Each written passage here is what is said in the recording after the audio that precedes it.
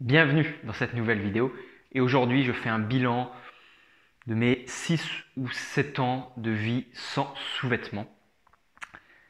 Et juste avant, clique sur le lien dans la description pour recevoir mes emails de santé naturelle.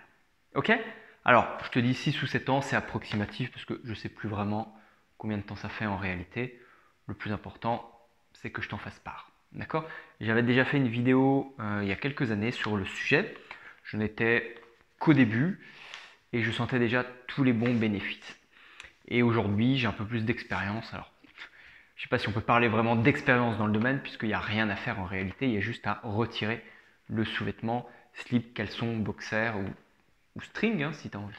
Voilà. Donc, je vais parler plus en tant qu'homme, mais les conseils sont aussi valables pour les femmes. Petite nuance quand même à voir, j'en parlerai après. Alors, déjà, l'objectif de retirer mes sous-vêtements, ça a été une plus grande liberté. Ah oui, ça peut paraître bête, mais une plus grande liberté de mouvement, une plus grande liberté pour mes organes génitaux qui peuvent respirer, qui peuvent bouger plus facilement et aller au rythme des mouvements de mon corps en accompagnant à chaque fois que je bouge, que je me déplace, que je marche. Une diminution de la macération dans les vêtements, bien évidemment, parce que tu t'aperçois qu'à la fin de ta journée, même si tu n'as pas beaucoup bougé, mais même en restant assis toute la journée au même endroit, les jambes serrées, eh bien ça macère dans ton sous-vêtement et les odeurs sont là. Okay, d'autant plus si tu es complètement rasé, épilé, rasé, ce que tu veux. Donc moins d'odeur, moins de macération, plus grande qualité de vie, une meilleure aisance du corps, une meilleure mobilité et une plus grande liberté. Ça, c'est tout à fait relatif, c'est propre à moi-même. D'accord? Alors, ce qu'il faut savoir, c'est que les organes génitaux, si tu t'intéresses au taoïsme, eh bien, font partie des centres énergétiques les plus importants puisqu'ils permettent de produire une très grande énergie sexuelle qui peut être raffinée et que l'on peut envoyer dans le reste du corps en la faisant tourner. D'accord? Ça fait partie des exercices de taoïsme qu'on apprend. On la fait monter jusqu'à la tête et on la fait redescendre, on la fait tourner plusieurs fois. Et pour l'homme, à chaque fois que l'homme éjacule, eh bien, il perd son énergie. Tandis que la femme va plutôt perdre de l'énergie avec les règles, avec le sang des règles. Donc, c'est deux mécanismes différents. Chez l'homme, ça va plutôt affaiblir les reins, tandis que chez la femme, ça va plutôt affaiblir la rate et le foie. Ok? L'énergie. Et chez l'homme, le fait de porter des sous-vêtements va augmenter artificiellement la température des testicules au-delà des 35 degrés. Les testicules doivent être, en temps normal, étant à l'extérieur du corps, ont plutôt une température aux environs de 35 degrés, alors que le reste du corps est plutôt aux environs de 37 degrés le matin. Okay, et plus la température des testicules augmente, plus la fertilité va diminuer. Donc vraiment faire attention, les personnes qui sont tout le temps assises sur les bureaux, mais en particulier sur des longues périodes, comme les chauffeurs de bus, de camions, eh bien, ont tendance à avoir des problèmes de fertilité plus intenses, plus importants. Ok. Chez la femme, le truc, c'est que c'est un peu plus difficile, eh bien, tout simplement à cause du rythme de la femme, du rythme de son cycle.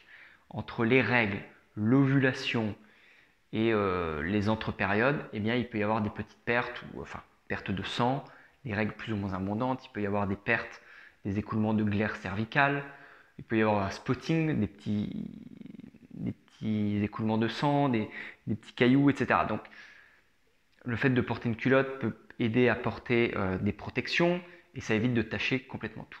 Mais si tu es une femme et que tu portes des sous-vêtements, tu peux très bien les enlever dès que tu es chez toi. Rien que ça va libérer.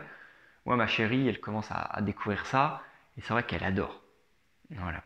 Mais c'est vrai qu'elle reconnaît que c'est un peu difficile dans certaines périodes du cycle. Voilà. Pour les hommes qui ont peur que les testicules tombent, en fait, c'est un peu la même peur que les femmes qui ont peur que les seins tombent en enlevant le soutien-gorge. Au contraire, les femmes qui enlèvent le soutien-gorge ont tendance à voir leur poitrine qui va remonter, se tonifier en musclant les fascias et les muscles sous les seins. Et les testicules de l'homme, en fait, ne tombent que pour une seule raison. Ce n'est pas parce qu'elles ne sont pas soutenues, c'est plutôt à cause de l'âge et la perte d'énergie sexuelle, la perte d'énergie dans les méridiens du rein. D'accord ?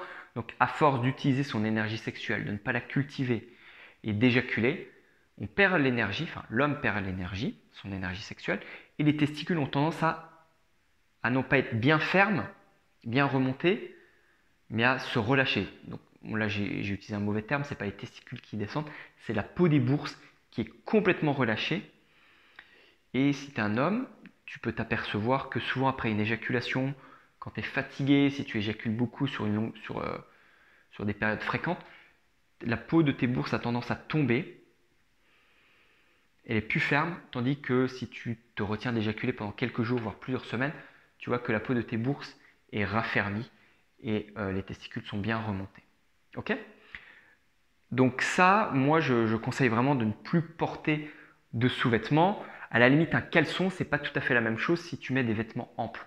Tandis que le slip ou le boxer, ça sert vraiment, ça comprime tout. Tu es souvent en train de remettre tout en place. Voilà, ça c'est mon cas personnel. Il faut juste faire attention si tu as l'habitude de porter des shorts. Parce que quand tu as des shorts courts et non pas des bermudas, le sexe peut avoir tendance, dans certaines positions, quand tu es assis ou assis en tailleur, à vouloir se faire la malle et à dépasser du short.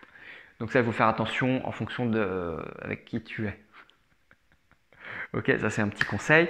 Et il faut quand même penser à prendre un boxer si tu dois te faire examiner, te déshabiller chez le médecin, si tu dois aller chez le kiné ou peut-être parfois au sport, à la salle de musculation, c'est un peu mieux pour maintenir un petit peu et aussi éviter que dans certaines positions ça sorte du short. Voilà, donc il faut bien réfléchir aux situations. En tout cas, je continue, je vais continuer et je t'encourage vraiment à le faire, que tu sois un homme ou une femme à adapter en fonction du cycle et de tes possibilités, hein, bien sûr, et puis en fonction de là où tu te balades, parce qu'avec tous les harcèlements de rue, ça devient toujours un peu limite. Et puis voilà, écoute, dis-moi dans les commentaires si tu as l'habitude de ne pas porter des sous-vêtements, si tu veux bien le partager.